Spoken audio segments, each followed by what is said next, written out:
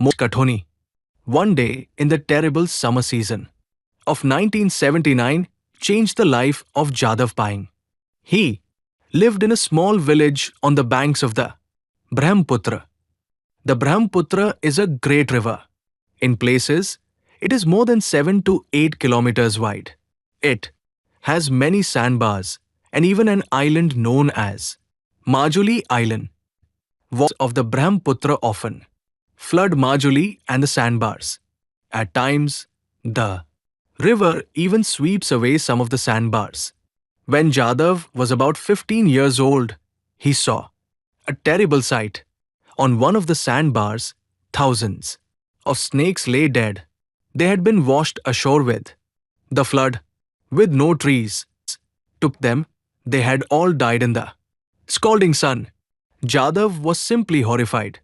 He sat down and wept. There and then he found his mission to turn the sandy barren land green with trees. For more than 30 long years, Jadav Paing toiled on the dry, barren area and transformed it into a forest. Jadav Paing's family and friends called him Molai. At first, Molai worked in a forest department scheme to plant trees. For some reason, that work stopped. All the other laborers left but not Molai. He decided to carry on the work all by himself. He went to the forest department office and the elders in his village. Molai, nothing grows on the sandbars. Don't waste your time, many of them advised. But someone told him to try growing bamboo. The forest department people gave him some saplings. Early next morning, Molai went to the island and planted his first tree. Carefully.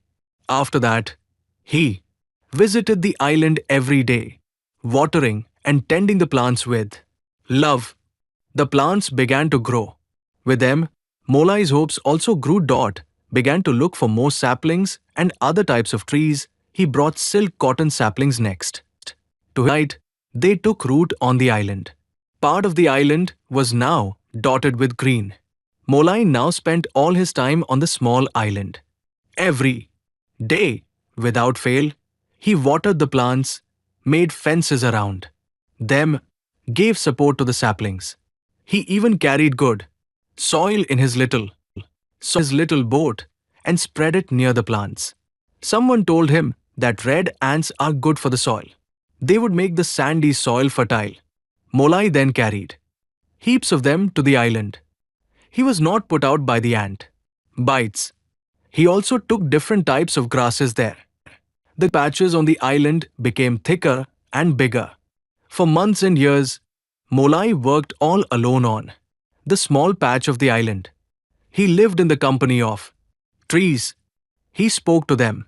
Maybe the trees understood his language's words of affection. They responded by growing vigorously. With these came birds, insects and animals. They liked the place. Unknowingly, they brought many more seeds to the place. The place began to get rich with different forms of life. Even then, Molai did not abandon his work.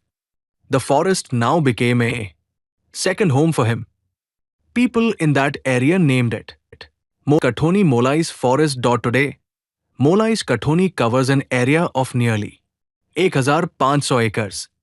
And with Molai's efforts, it is growing every day. It houses thousands of different trees and plants and birds and animals, including deer, apes, and even rhinos and tigers. To cap it all, a herd of about 100 elephants has started visiting the forest every year. They stay there for about 3 months. The elephant visits show that the whole forest is in very good health. Molai is a happy man today. All this was not just smooth sailing. Apart from the hardships, Molai had to suffer on the island. Work in heavy rains and scorching heat he had to face. Opposition from the people, too. He never thought of stealing from his forest, but others did. He had to guard his island against poachers. When people wanted to cut down the trees, he stood up in their defense like a rock.